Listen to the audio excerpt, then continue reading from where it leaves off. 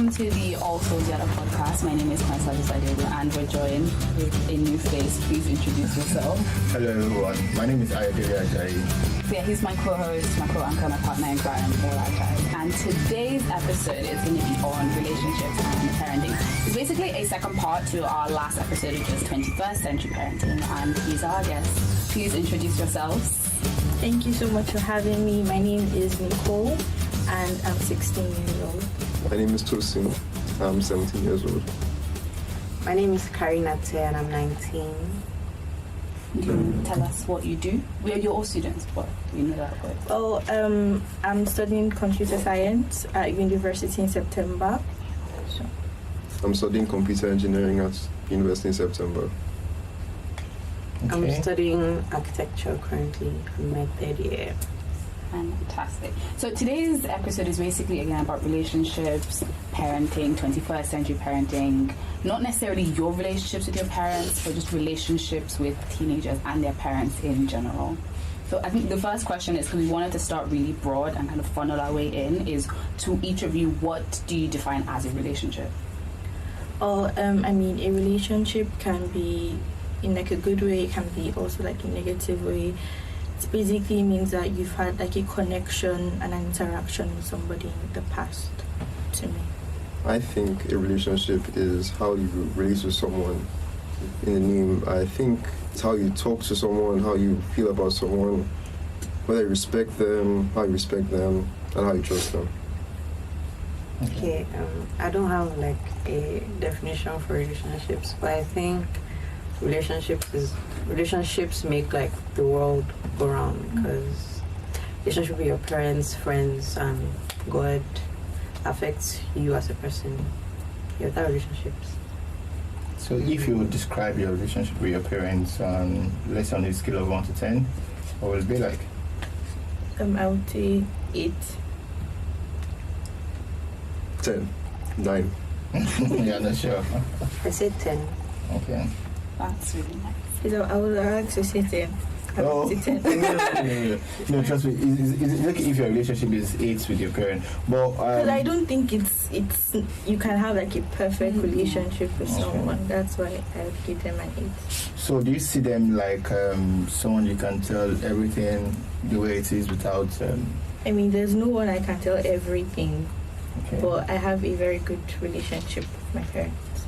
I think definitely not, because I have to filter some things to make myself look like the good person instead of the crime doer. So, ish. Valid. Valid. I say the same thing. I'm telling everything. In our last episode, we talked to some parents, however, they are parents of like younger children, and how tech plays a role in their parenting, things like social media, giving their kids iPads, iPhones, all of that. If you don't mind me asking, at what age did you get your first phone? I mean, honestly, the iPads and iPhones, I didn't have any of those. I think I was about 10, I think primary 5 or like just 1. My mom gave me like that tiny Nokia phone that was I had. Same. And I think I got my tablets when I was in just 3. So maybe like 11, 12. I got my first phone I was supposed to get at 10, and I got it at 12, and it was a Nokia that had a single button, and I couldn't even use anything but WhatsApp. I couldn't even use YouTube properly. I couldn't even access the internet. I couldn't access the internet. Then I got a proper phone at 14 that could actually take proper pictures. I think I got my first phone when I was 7. It was a Nokia touchlight. Everybody had that Nokia. Yeah. It was Nokia. Yeah, everybody in this room had that Nokia touchlight. Exactly. When I see kids with like an iPad, I'm like, must be nice. Cannot relate. I want to ask this question. It's a bit of a deep question, but all of you are towards the tail end of your teenage years, and you are all individuals now. You're becoming adults. You are an adult. And how does your sense of independence kind of clash with your parents? Because I know a lot of African parents are very much my house, my rules. So how does you coming into yourself, especially going into university, you're already being in university, how does that clash? Well, I mean, my mom is because I'm the first child and the only daughter. So she really puts like a hold on me. My dad is a bit more lenient, seeing as he came from like a family of like 3 boys. He was allowed more freedom, so he tries to like give me that freedom and that space. But my mom, she still needs some work. So, but obviously with me going into university, I'll be living alone. There will be more freedom than I have right now. So, compared to my mates, I don't have the freedom they have though. I think my sense of independence, it basically destroys anything with my father, because if I want to have any hair higher than, let's say, a low cut, I'm not getting anywhere. Like, it's all gone. Like, my scalp is showing. You should see my brothers. I think for me is my age and like where I'm at life. Because I'm 19 and I'm in my 3rd year of uni. So to my parents see it as I'm 19, period. But I'm like, I'm my 3rd year, like I should be free. You should. But like, yeah, it's not easy. So I'm about to say something really depressing. I'm graduated from uni, all of that. My parents are still very much like, be home by this time. I was like, wow. My friends will go out, come back all times I can't. So when I listen to all of you, I'm like, yeah, sounds like me. Just have to just it. You get through. Also, I just wanted to go off the topic with you. I love your hair, and that's why you saying that your mom is a bit controlling. I'm like, So how did you how? You see, my mom does this like you graduate basically to like a new level of independence. So I graduated secondary school. I unlocked hair color change. So that's why I was able to like switch up my hair. But I haven't still gotten to the stage of going out here by myself or anything like that. So that's how she does it. Okay, you know what? Coming to reality, how do you manage? So we all want that freedom, but how do we manage decision makings? So do you still run back to them for decisions, or do you want to take decisions on your own, and then they want to take decisions on your behalf? How do you manage that part? Well, I guess since I'm just getting like into my like older teens, I still feel like I still need to ask my parents for some stuff. Okay. But then there's some decisions that I find myself making like by myself. Like for example, I'm going to be an international student. Okay. So making that choice, it was a lot on me. Like I was the one that made that choice, and I was the one who found schools to apply to and things like that, and I was the one who got accepted. And so yeah, they do give me a lot of decisions to make. So I would say I'm good on that part. Yeah. Okay.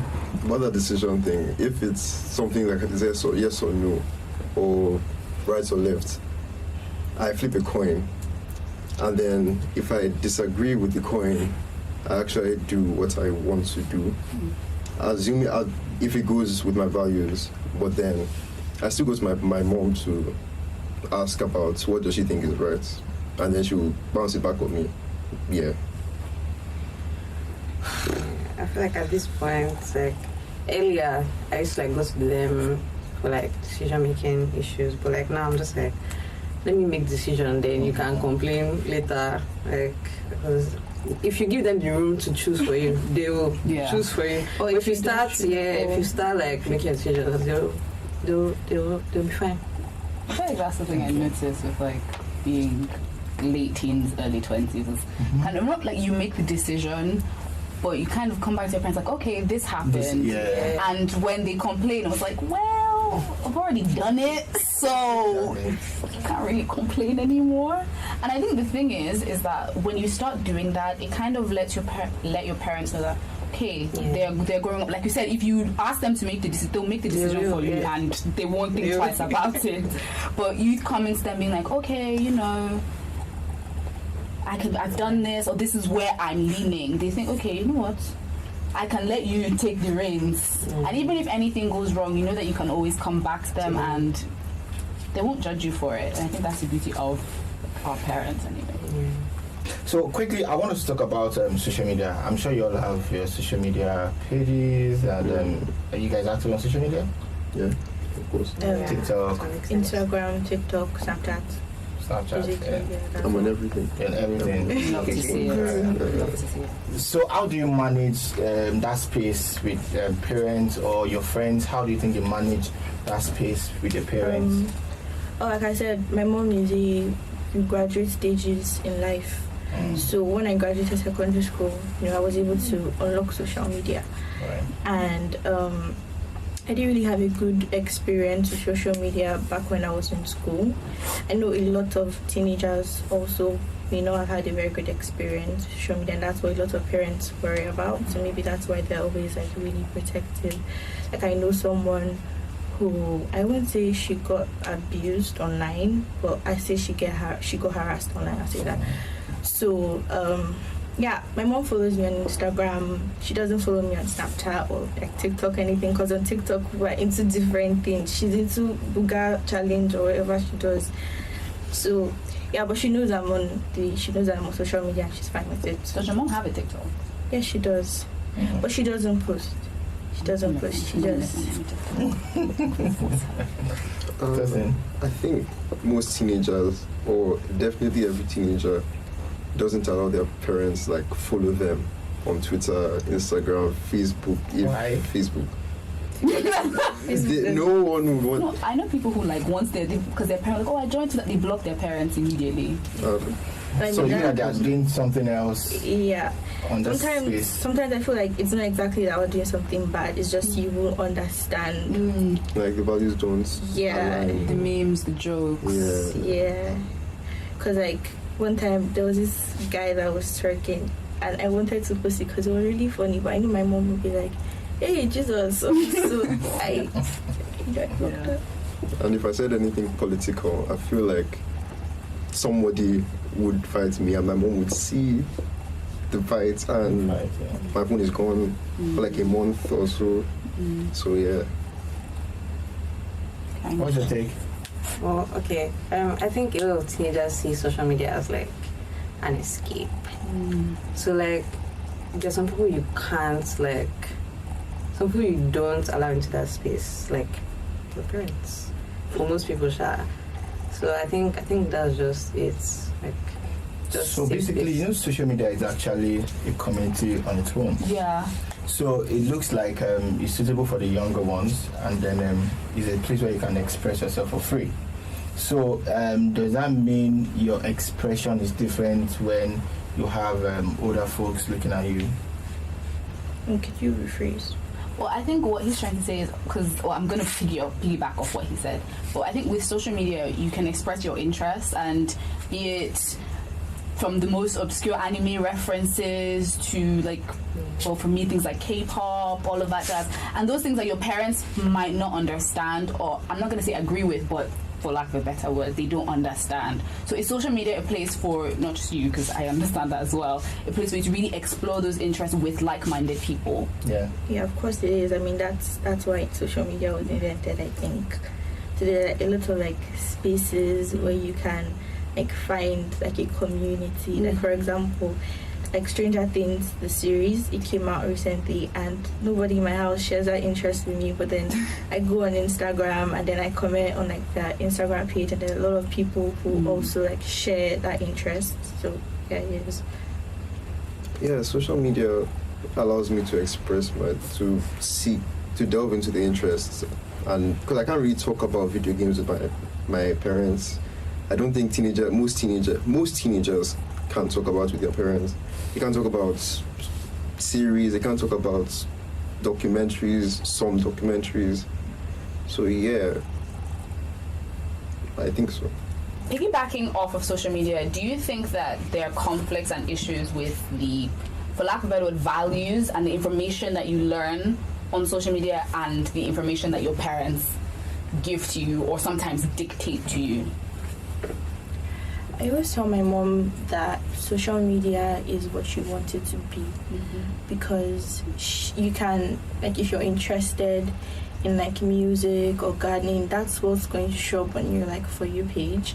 And then if you're interested into, I don't know what you might be interested, that's what you're going to see. So if the values that your parents give you are your values, I think that social media is going to help instill that. I mean, honestly, your parents should have laid the foundation for you to know what is good and what is bad on the internet. So I would say yeah. I don't think every value a teenager gets from a parent is what. I don't think every value is what you need in life, especially as things are changing over time. So, like, on social media, you can just pick up some good values with a basis of what is good and what is bad.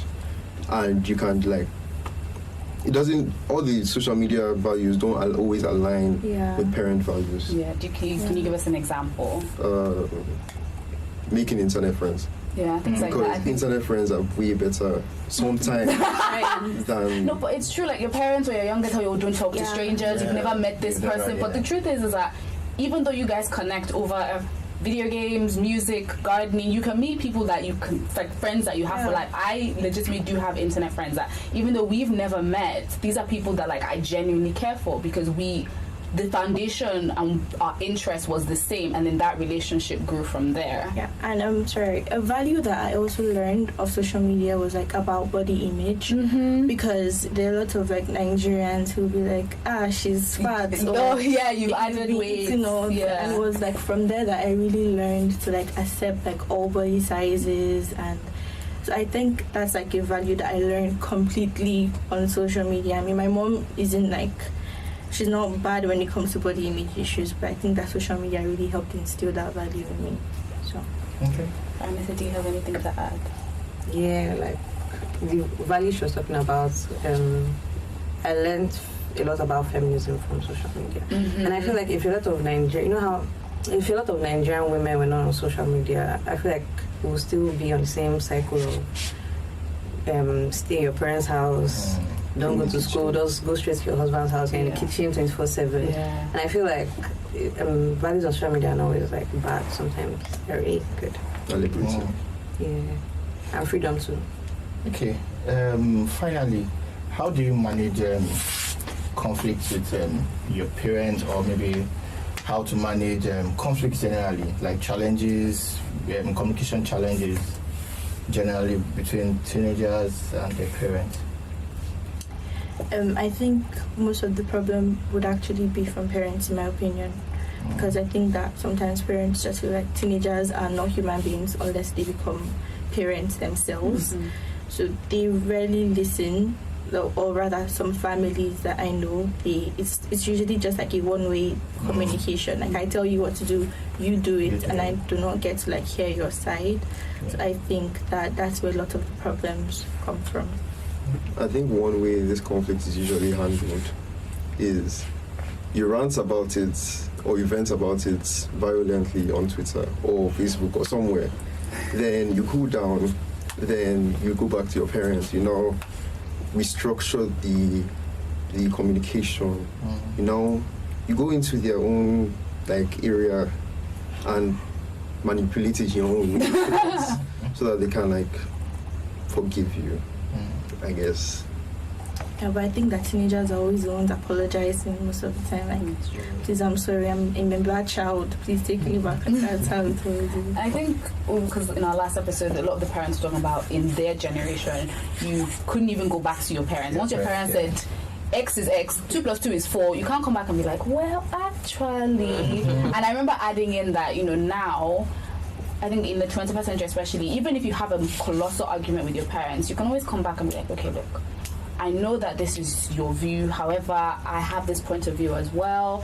Maybe you said something that hurt me, and it's a bit of a slippery slope, so I understand what you guys mean by, either you go on Twitter and rant violently, or, you might have to come back and be like, okay, we fought, but you're kind of, not wrong, but, you might want to say or something, if you don't mind. But do you think that as you guys grow older, that channel of communication with your parents is getting better? Or is it very much the same as when you were like 5-6 years ago? A lot better, actually. Yeah, it was better, yeah. Because you can relate more. Like, I don't even, like, they went through it. Like, there's nothing they haven't done under the sun. So, they went through it, and you just get trauma bonding, basically. Not trauma bonding. People but it's true. I think, sometimes you tell your parents something that happened, and your dad will sit down and be like, I haven't done this. Yeah. And I think it's really nice to hear that, like, okay, I'm not alone.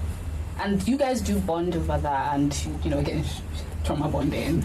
But also, I think maybe at that point, they do start to see you as an individual rather than my child. Yeah. So you are your own person. It's really nice to hear that you guys do have like your own values. Again, things that you've learned from social media as well as things that your parents have taught you. It is really nice to hear. And it's really nice to sit down with you guys today. Thank you so much. For me, yeah. And the conversation was quite educating and interesting. Can you just ask me for one I feel like I've really learned a lot from you guys. Okay, so let's have your last words. Be your child's best friend. Okay. Having high hair doesn't mean you're irresponsible or rough. Respect everyone, irrespective of their age. Thank you so much for your time, and thank you for joining us in this episode of Watch Out for the Next. Don't forget to like, share, and please like, share, all that jazz. like, share, and follow. Subscribe down there. Yeah. Thank you guys.